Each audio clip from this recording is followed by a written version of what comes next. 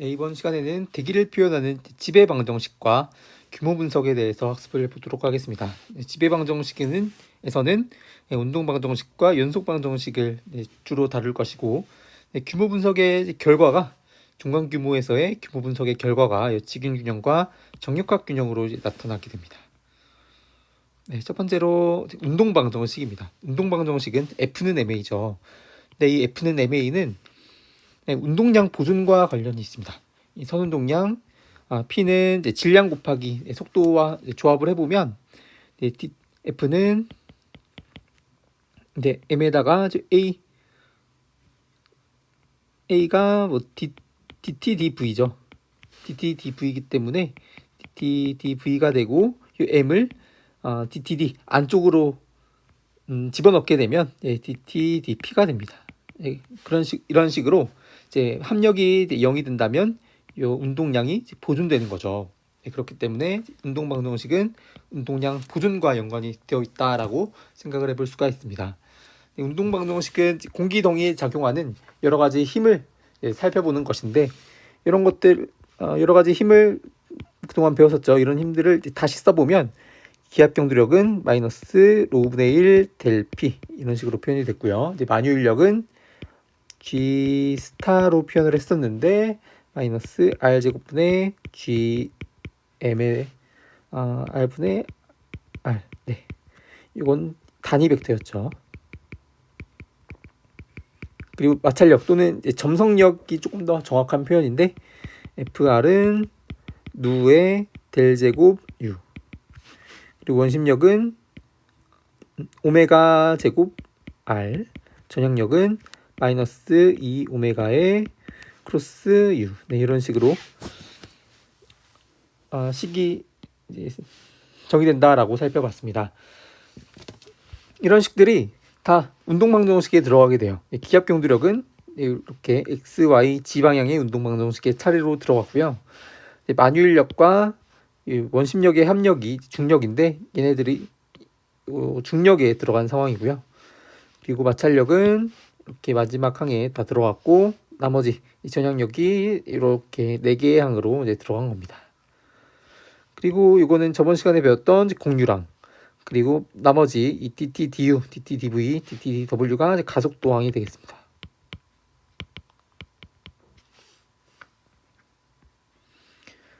네, 다음으로 연속 방정식에 대해서 보겠습니다. 연속 방정식은 일단 유도는 생략을 하고요. 식은 이런 식으로 표현이 됩니다.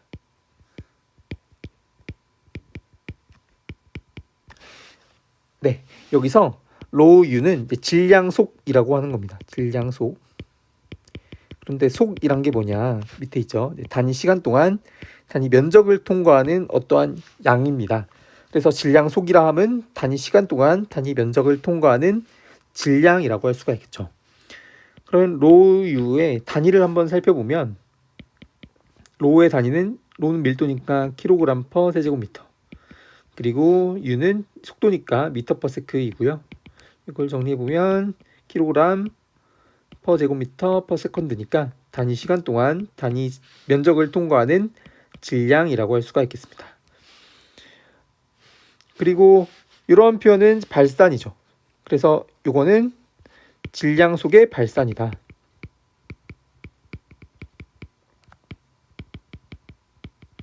이렇게 델에 어떤 내적을 하고 어떤 바람이나 질량 속이 들어가게 된다면 그것은 수렴 또는 발산을 의미하는 겁니다. 이게 양수면 발산이고 이게 음수면 수렴이고요.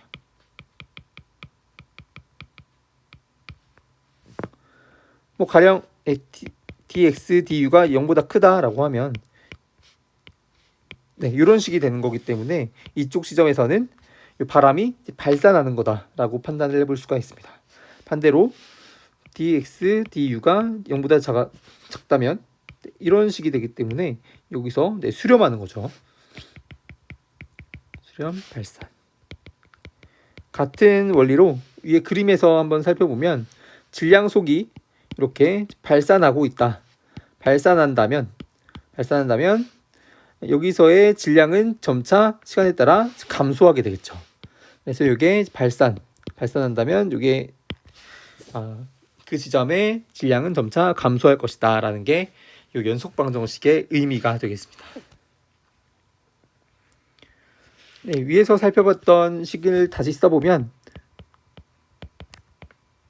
텔의 u는 0인데 이 텔은 미분이기 때문에 미분의 고배 공식을 이용해서 하나씩 미분해 준다면 u의 델 로 더하기 로 델 u. 네.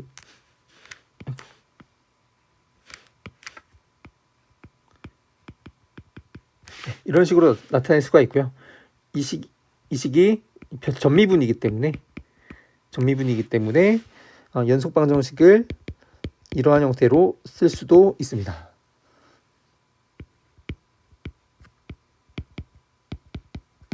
네, 이 식에 따르면 이게 바람의 발산이거든요. 바람이 발산하면 그 공기덩이의 질량이 점차 감소한다. 또는 이게 바람이 수렴하면 공기덩이의 질량은 점차 증가한다라는 것을 의미하는 식이 되겠습니다. 비압축성이라는 말이 있는데요. 비압축성이라 함은 공기덩이의 부피 변화가 없는 것을 뜻합니다. 수식으로는 이걸 뜻해요. d로 dt가 0이다라는 게 비압축성의 정의입니다. 그래서 비압축성을 가정한다면 이게 0이기 때문에 그냥 단순히 내적 u가 0이고요. 이거는 이제 풀었으면 이런 형식이 되는 거죠.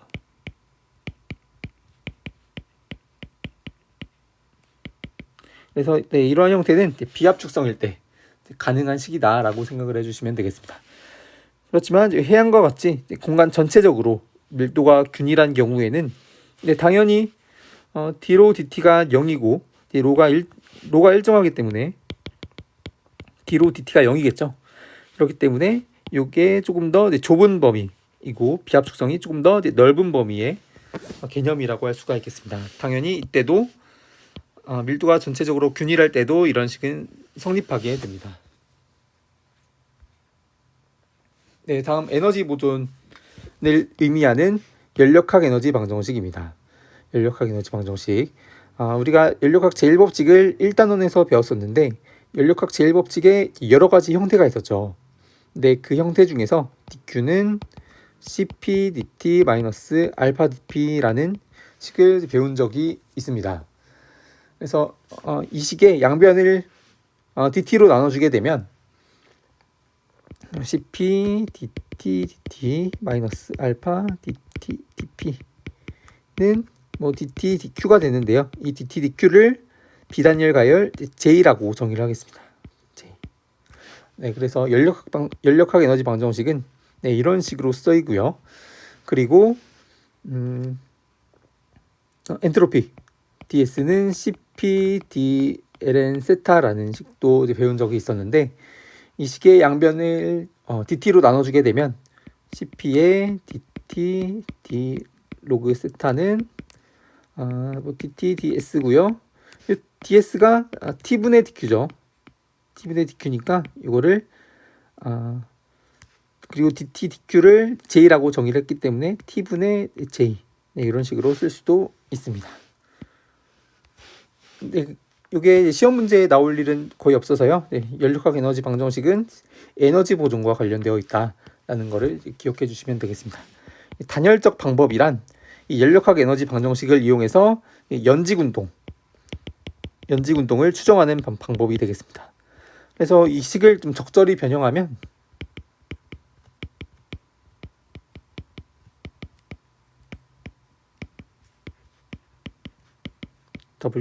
이게 연직운동이죠.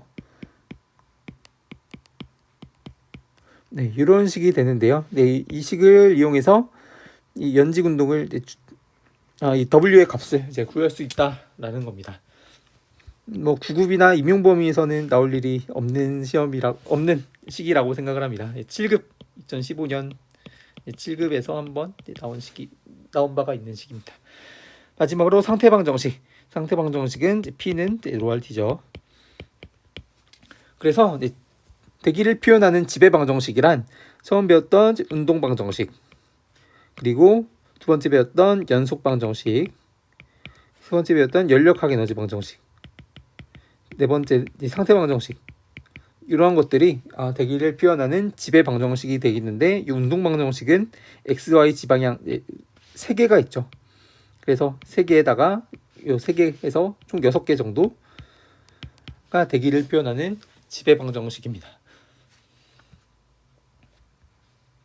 다음 규모 분석입니다. 규모 분석은 운동 방정식의 여러 항 중에서 다른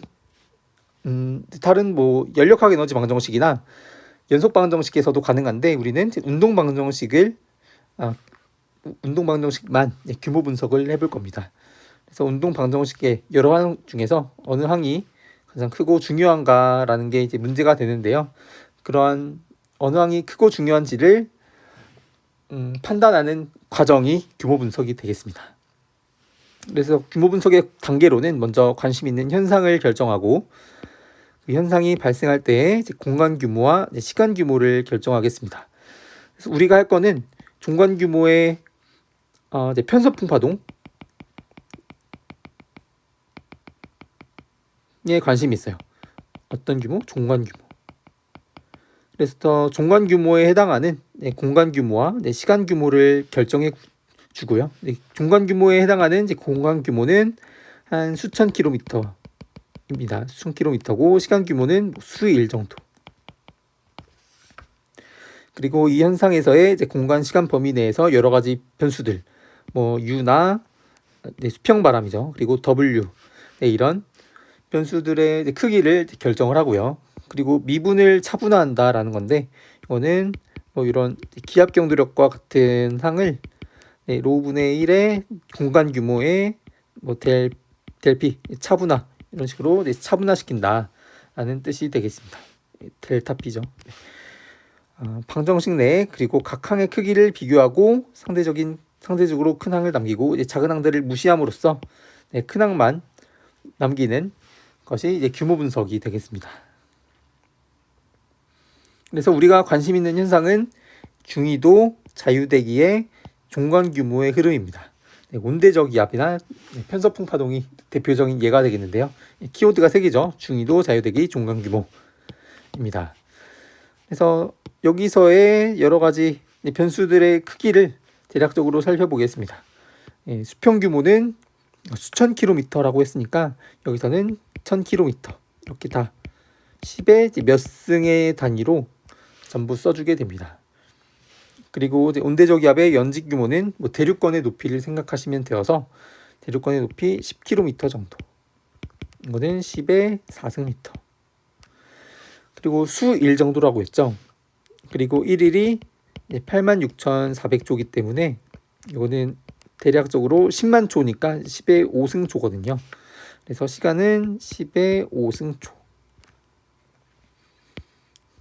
그리고 수평바람은 바람이 시간분의 거리이기 때문에 시간은 10의 5승, L, 수평 규모는 10의 6승이기 때문에 수평바람은 10m/s. 그 다음에 연직 방향으로는 거의 정육학 균형을 이루고 있기 때문에 연직 바람의 크기는 엄청 작아요. 그래서 연직 바람은 1cm/s이고요. SI 단위로는 10의 -2승 m/s. 그 다음에 수평 기압 변화. 지상일기도에서 등압선 사이의 간격이 보통 4헥토파스칼입니다. 그런데 하나의 온대적 기압 내에서 여러 개의 등압선이 있기 때문에 이 수평 기압 변화는 10헥토파스칼 정도라고 봐주시면 되겠습니다. 10헥토파스칼은 10의 3승 파스칼. 그리고 이 수평 기압 변화는 지상 기압의 100분의 1 정도라고도 생각해 주시면 좋겠습니다. 지상 기압의 100분의 1이다. 다음 연직 기압 변화. 지상 기압은 1000헥토파스칼이고 대륙 건계면의 기압은 대략 100헥토파스칼이기 때문에 그 차이는 900이니까 연직 기압 변화는 1000헥토파스칼로 생각을 하겠습니다. 이거는 10의 5승 파스칼. 다음 지구 자전각 속도. 저번 시간에 배웠었는데요. 저번 시간에 이거는 2파이 원데이. 네, 하루 동안에 한 바퀴를 돌기 때문에 이 자전각 속도의 크기는 이런 식으로 정의가 되고요. 이 크기는 원데이는 86,400초니까 7.292 곱하기 10의 마이너스 5승 퍼 세컨드입니다. 네, 코리올리 파라미터는 이 오메가 사인 파이라고 했죠. 근데 중위도에서 생각을 하는 거기 때문에 북위 45도에서 다루고 북위 45도의 값을 넣어주게 되면 2 곱하기 7.292 곱하기 10의 마이너스 5승에다가 2분의 루트 2를 넣어주게 되면 7.3 곱하기 1.4 정도라서 이게 10의 마이너스 4승의 크기를 갖습니다. 그래서 F의 크기는 중위도에서 10의 마이너스 4승 정도다라는 게 굉장히 중요합니다. 자주 나오고요. 다음 공기의 밀도. 물의 밀도는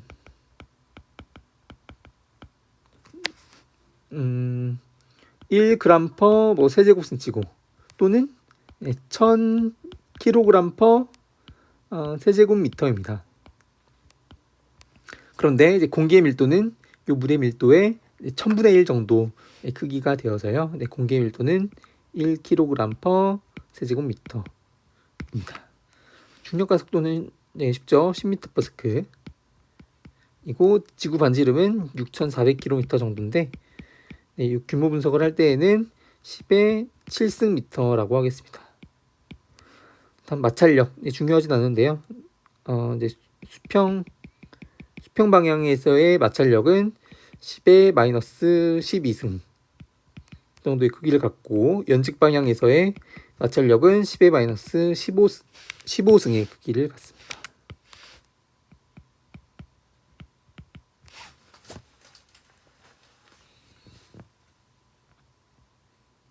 네, 그래서 위에서 살펴본 규모들을 바탕으로 이렇게 생긴 운동방정식을 규모 분석을 한번 해보겠습니다.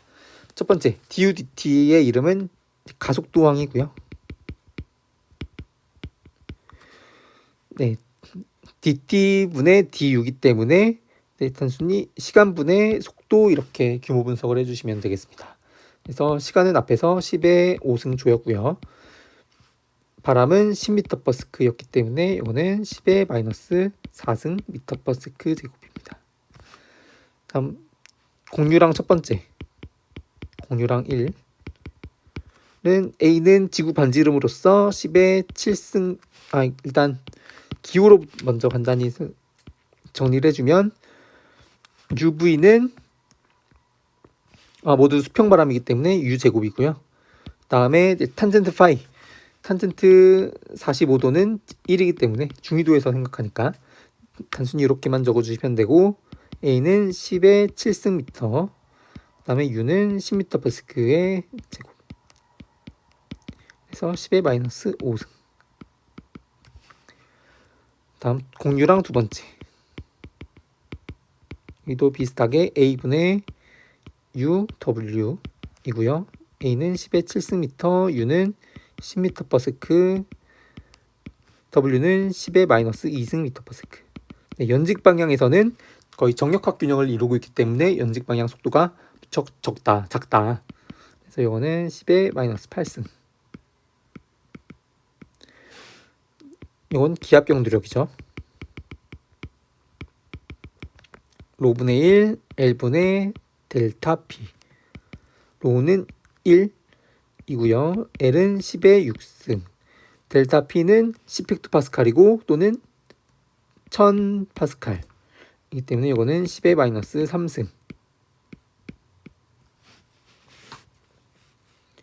다음 전향력 첫 번째.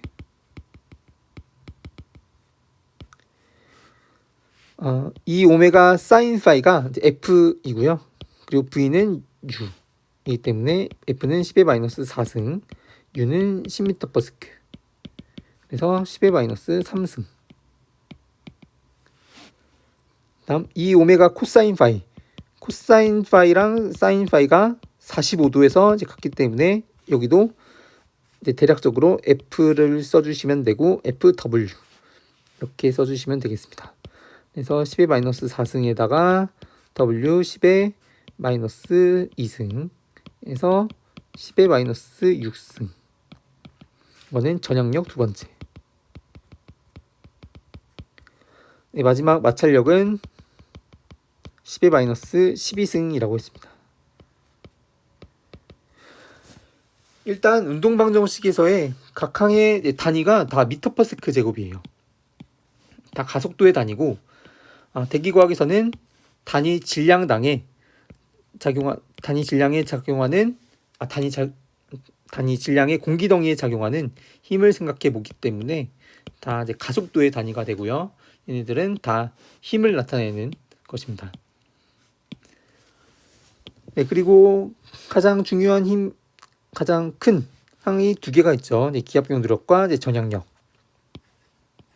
그래서 이 나머지 항들을 다 제거시켜주고 두 항만 남긴 것이 이 중간 규모에서의 운동방정식의 규모 분석의 결과가 되겠습니다. 그래서 0은 마이너스 로분의 1 dx dp 플러스 fv. 네, 이게 동서방향 운동방정식을 규모 분석한 결과가 되겠습니다. 그래서 가장 큰 항은 두 개고, 0은 마이너스 로분의 1 dx dp 플러스 fv. 이게 동서방향이고요. 남북 방향의 운동방정식을 똑같이 규모 분석해주면 0은 마이너스 로분의 1 dy dp 마이너스 fu. 네, 이런 거는 다 중요한 전향력 항으로서 이 항을 벡터 형식으로 나타내면 우리가 꼭 외우자고 했었던 이런 형태인 겁니다.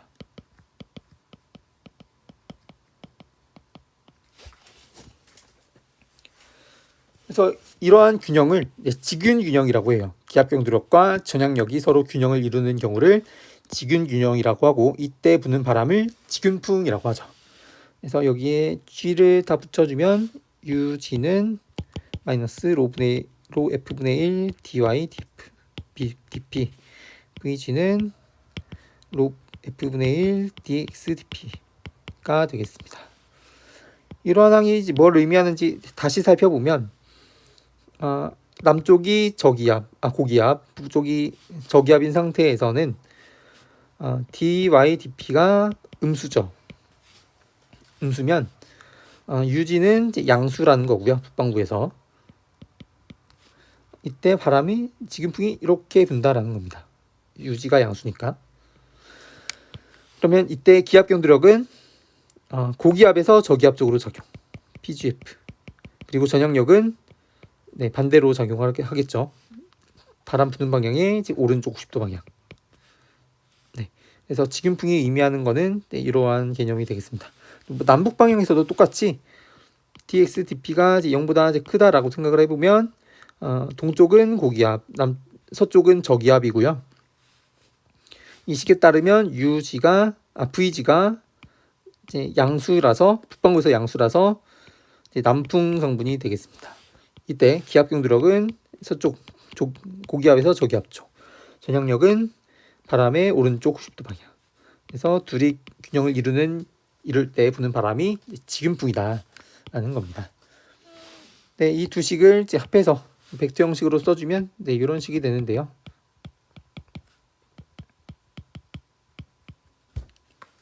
델피의 방향은 항상 기압이 증가하는 방향입니다. 기압이 증가하는 방향이라서 이 예에서는 이게 델피의 방향이고요. 이 방향은 그래서 직균풍의 방향은 델피의 왼쪽 90도 방향이다. 왼쪽 90도 방향이 이 직균풍의 방향이니까 이 식의 의미도 이런 식으로 살펴보시면 되겠습니다. 이런 식의 K에다가 어떤 벡터를 외적한 형태가 많이 나온다고 했는데, 여기서도 그렇죠. 전향력 식에서도 그렇고. 그래서 지금에서는 동서방향의 운동방정식을 규모 분석을 해봤고, 여기서는 연직방향의 운동방정식을 규모 분석해 보겠습니다. 첫 번째 가속도항 T분의 W는 10의 5승 조분의 10의 마이너스 2승, 그래서 10의 마이너스 7승. 그리고 공유랑 A분의 U제곱, 10의 7승분의 u제곱은 10m/s의 제곱. 10의 마이너스 5승. 기압 경도력 로분의 1의 DGH고요. 델타 P. 이고 로는 1kg/세제곱미터. H는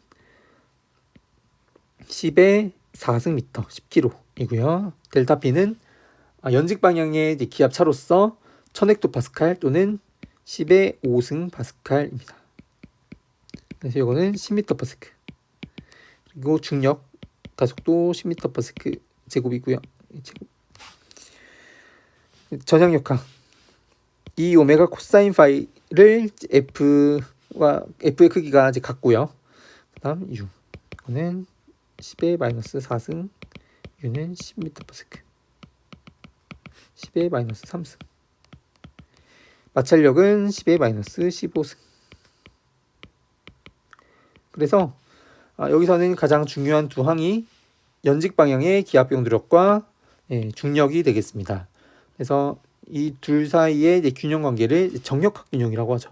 그래서 식이 이런 식이 되고요. 0은 마이너스 로분의 1 DGDP 마이너스 G가 되고요. 이때의 균형을 정력학 균형이라고 한다. 그래서 다시 써주면 0은 마이너스 로분의 1 DGDP 마이너스 G다. 이렇게 연직 방향에서는 정력학 균형을 이루고 있기 때문에 중간 규모 이상의 운동에서 연직 속도가 엄청 작다라고 봐주시면 되겠습니다. 정력학 균형 이런 그림도 있죠. 이렇게 공기 기둥이 있으면 아래쪽으로는 중력, 위쪽으로는 전향력이래. 기압 변동력이 작용하고 이 둘 사이의 균형이 정력학 균형이다라고 봐주시면 되겠습니다. 로스비수 무척 중요한 개념인데요. 전향력에 대한 가속도의 비로서 로스비수 RO는 전향력의 크기 규모 FU 그리고 가속도에 대한 규모 T분의 U라고 할 수가 있겠죠. 이거는 FU분의 이 T가 U가 T분의 L이니까 이 T 대신에 U분의 L을 한번 넣어주면 L분의 U제곱이 되는 거고요. 이거는 FL분의 U 이런 식으로 쓸 수가 있습니다. 이 로스비수라는 거는 대기 운동의 규모와 특성에 따라 달라지는 수이고요. 로스비수가 작을수록 직윤 근사가 유효한 큰 규모의 운동이 됩니다. 그래서 중위도 종간 규모에서 의 값들을 넣어주게 되면 F는 10의 마이너스 4승 정도고 L은 10의 6승미터, U는 10m/s니까 이게 한 0.1 정도의 값을 가져요. 언제? 중간 규모에서. 그리고 로스비수가 작을수록 큰 규모의 운동이고 직윤 군사가 유효하다라고 봐주시면 되겠습니다.